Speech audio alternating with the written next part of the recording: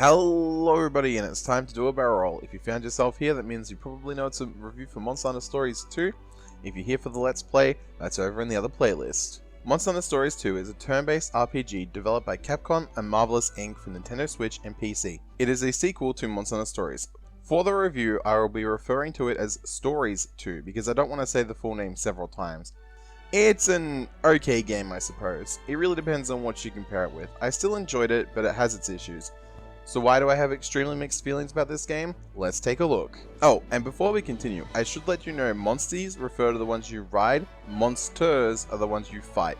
The only real difference between the two is size. I'm not really sure what to talk about first with this one. There's a lot of things done both right and wrong in all categories, with the music probably being the only thing I don't have a problem with.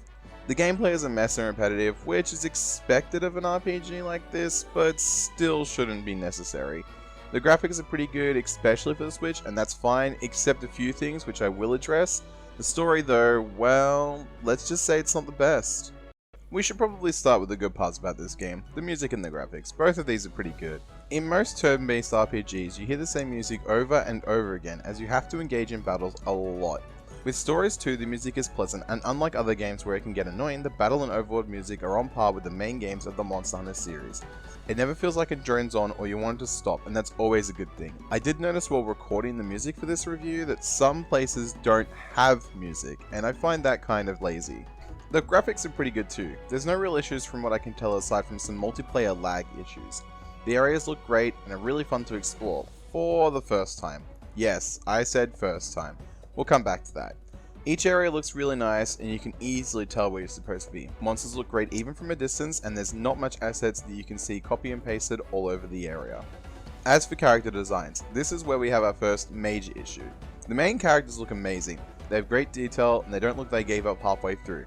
Unlike the NPCs. Most people probably wouldn't find this to be much of an issue, but you can easily tell they phoned it in with them. NPCs have what seems to be half-rendered looks, especially the hands. They all have what I like to call sticky finger disease, where their hands look like they're glued together.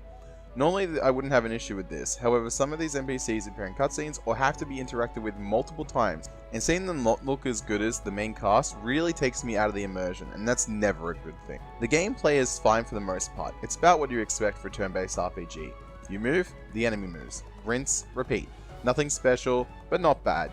However, it's the little things that count in games like this, and that's where it fails. The amount of control you have over your monsters is great, but there are times your monster will either do its own thing and you won't be able to change it, or you'll switch monster just for it to use an attack outside of its class. I say class because I'm not sure what to call it, but your monster will always make less mistakes than your allies. Now I have no issues with allies, but not being able to control them is the worst. There was so many times where my ally would just use the wrong attack even though we had been fighting the monster for a while, or as a monster I'd fought before. A smarter AI or full control would have been much better. Of course, this is only for repeat monsters, or monsters who the fight has gone on for a few turns. It does not apply to brand new monsters. The fights are pretty good. Just like the first game, it's basically rock, paper, scissors. Easy to understand, hard to master. Especially when monsters can change up what they'll use depending on the situation, or use special moves that ignore it completely. Of course, you can do the same in most cases. Area effect moves, or buffing the party, all the stuff you would expect. This can also cause issues though, as some moves don't mesh well with your character and can lead to issues. Also, having a monster use an AoE special or even an AoE kinship skill can be kind of bad. This is because it doesn't break parts, and that's a big thing in this game. This isn't much of an issue, but it can get annoying. The user interface, or UI for fights, is fairly simple and it's much better than the first game. However, I found myself getting annoyed with it at times. When you fill up a kinship gauge, it shouldn't auto-select the right option, as it's not what you always want to do. It also doesn't have a very good memory feature, i.e. it resets too often. This can be a good thing, but also a nightmare for special attacks. Special attacks also don't seem very useful or necessary, and that's bad. If I can just attack the enemy constantly and it'd be the best option, then what's the point of the special attacks? This is the same with the Rider Channeling, a whole system where you can teach the monsters new skills or passive abilities, but I don't feel like it's needed. I was able to complete the game without using this feature a heck of a lot. This was on par with the first game though, so it didn't shock me. The multiplayer is pretty fun in this game. I never played the first game's multiplayer, so I can't compare them. The only thing I would like changed is if the missions were more clear on what monster you could find / get, rather than it being basically completely random. The gameplay of the areas is pretty much what you'd expect. You walk around, you fight monsters, etc, etc, and you go into dens and the dungeons when you need to. The overworlds are really good. They're open, big, they're fun to explore, exactly what you want from a game like this. However, the dens and even the dungeons are, well, kind of the same. I noticed that a lot of the maps are the same but mixed together differently or turned a certain amount of degrees to look different. This can really be seen in the later areas, especially the volcano.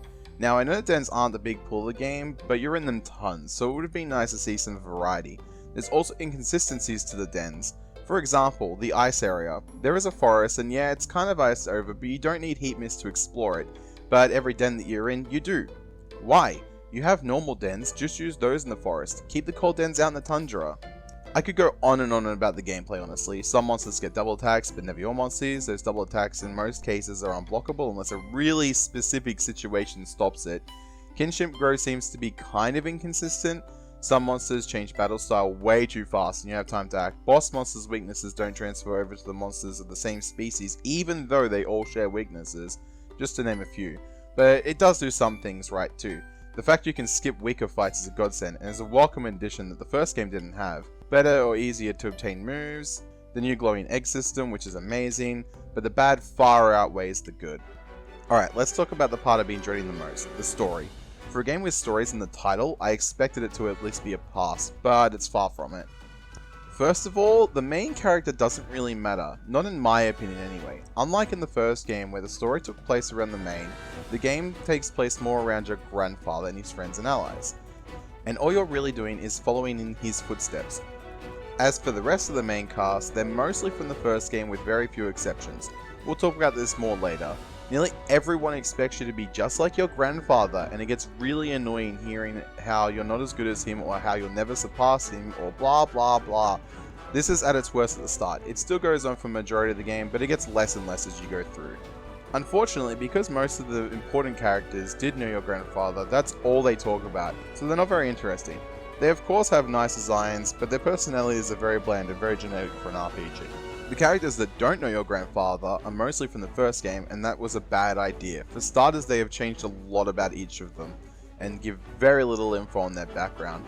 This brings me to the issue of people saying you don't need to play the first game to understand the second, and while this is kind of true, if you haven't played the first game, you know nothing about these characters, and a game shouldn't rely on them for a brand new story. Not to mention, they never really explained how the areas connect. The person who suffers from this the most is Aviana. This is the same with Naviru. In the first game, he was actually funny and important to the story. In this one, he is just super annoying, and his jokes and puns get very old very fast. As for what the story entitles you to do, it's a very bland back and forth. I feel like the first game had smaller areas with less fights and more interesting areas to explore. I spoke about this earlier too. In the first game, each area at least tried to be unique. This game doesn't do that, so you go fight a monster, then return to a town, rinse and repeat about 3 or 4 times until you face a boss, and it's so boring. The one plot twist it had no build up, no hints, no anything. It just happened.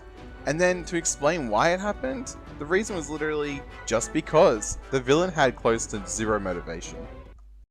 Stories 2 is a decently long game. It's longer than the first game by a few hours, coming in at about 45 hours. But this isn't a good thing honestly. I didn't wish the first game would end, I kinda wanted it to keep going, but the sequel was changed so much and was so boring that I wanted to stop before the last couple of areas. A few of my friends experienced this too, and haven't played the game much since.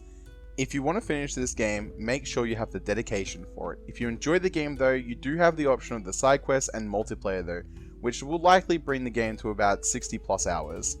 So what's my final opinion on this game? Well, I give it 5 out of 10 Monster Eggs. If the story was a bit more interesting, you didn't have to play the first game to understand 70% of the cast, and the gameplay was a bit more thought out, I would give it more because I don't hate this game. The musics, visuals, and even the monsters and their moves were all fantastic, but you need to get all parts of your game right for it to be great, and Stories 2 just didn't do that.